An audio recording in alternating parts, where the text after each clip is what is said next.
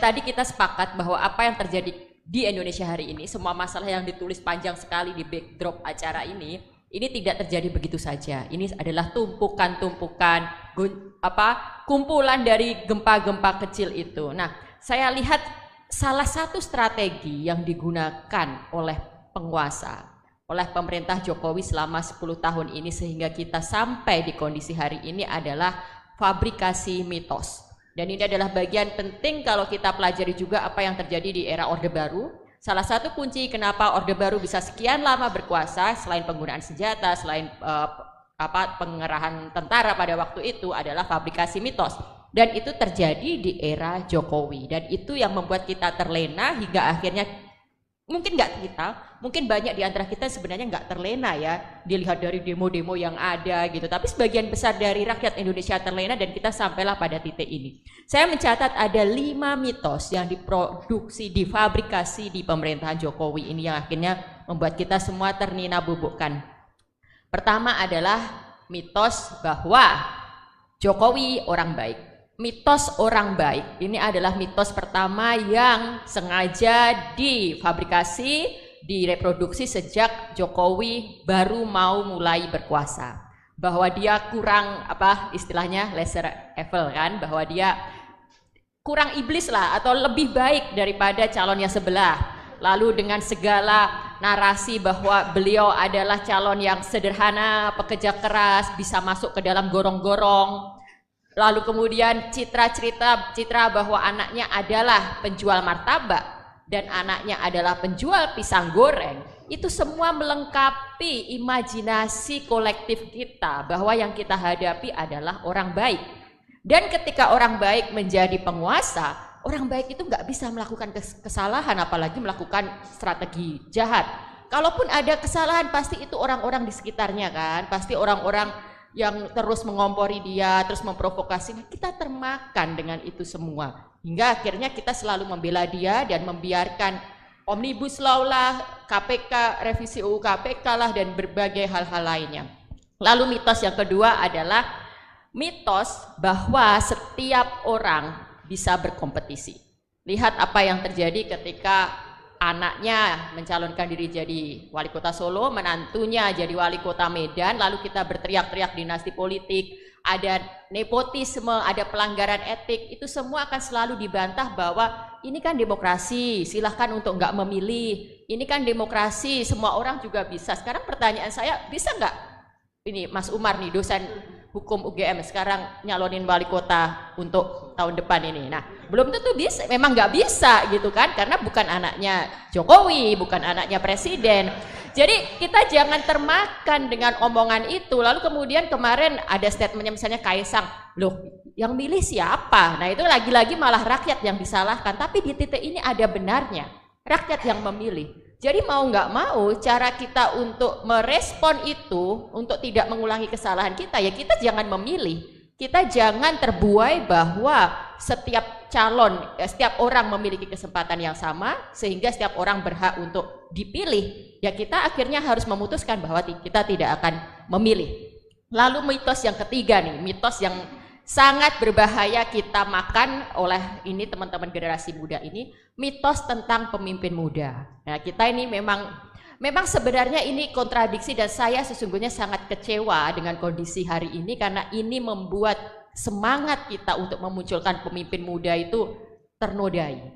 Membuat cita-cita kita untuk menunjukkan bahwa pemuda juga mempunyai kapabilitas, bahwa sekarang waktunya untuk memberikan kesempatan pada pemuda itu tercederai dengan apa yang kita tonton ini.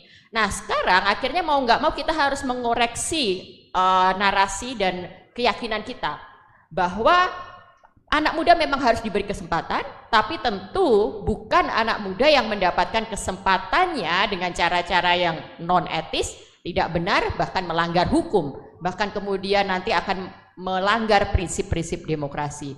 Jadi sekali lagi untuk pemilu ke depan jangan termakan bahwa pemimpin pemuda yang harus kita dukung, jangan termakan bahwa pemimpin anak muda yang mengerti kebutuhan anak muda. Bahkan bisa jadi pemimpin anak muda itu sebenarnya nggak relate dengan persoalan kita, karena dia nggak pernah berangkat dari kondisi real yang ada dalam masyarakatnya. Nah, yang keempat nih, mitos yang juga bahaya banget nih. Setelah sekian lama mungkin ya kita melihat ada mitos pemimpin kuat yang dibutuhkan bangsa ini. Ada mitos bahwa kita butuh pemimpin yang tegas. Sekarang ada upaya untuk membalik itu semua karena mungkin merespon situasi generasi Z yang senang joget-joget, yang senang tampil di TikTok, yang sudah mulai senang dengan ini. Nah, sekarang ada mitos pemimpin gemoy gitu kan, bahwa seolah-olah pemimpin yang hobi joget, pemimpin yang menggemaskan, pemimpin yang lucu gitu kan, itulah yang harus layak kita pilih karena dia merupakan cerminan dari anak muda hari ini. Wah, jangan mau dibodohi gitu. Ini saya sebenarnya sangat sedih melihat tren fenomena gemoy-gemoyan ini. Dia merasa bahwa Gen Z itu orang yang tidak peduli pada gagasan.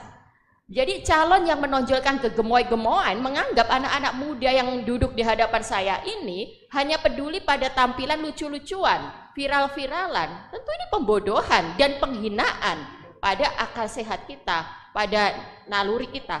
Jadi sekali lagi kita harus menolak itu. Bukan pemimpin gemoy yang kita butuhkan, tapi memang pemimpin yang bisa menghadirkan gagasan-gagasan untuk kemajuan kita. Yang terakhir, mitos yang sudah lama dibangun dan akhirnya menjadi puncak permasalahan kita semua adalah mitos bahwa presiden netral.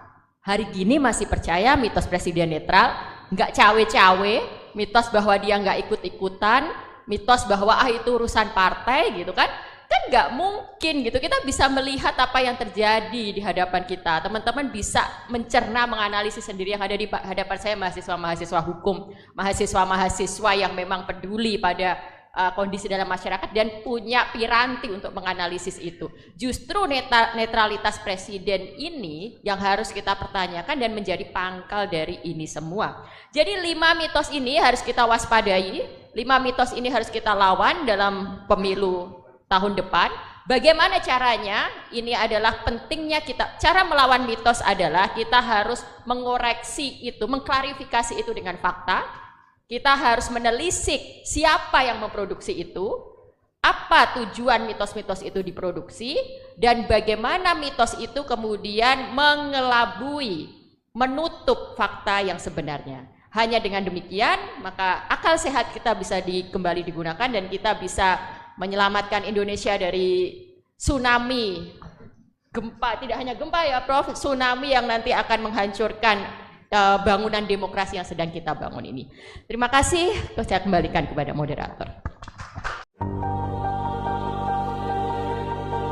Politik riang gembira adalah pembodohan kepada rakyat banyak. Kampanye dengan lucu-lucuan, joget-joget, bagi-bagi amplop, bagi-bagi susu, janji makan siang gratis, dan lain-lain, itu semua adalah kamuflase untuk menutupi aib dan tidak adanya konsep, visi, dan misi kepemimpinan yang jelas. Kita harus cerdas dalam memilih.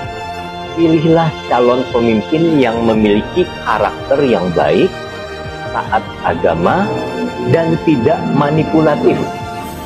Indonesia adil dan makmur bagi semua.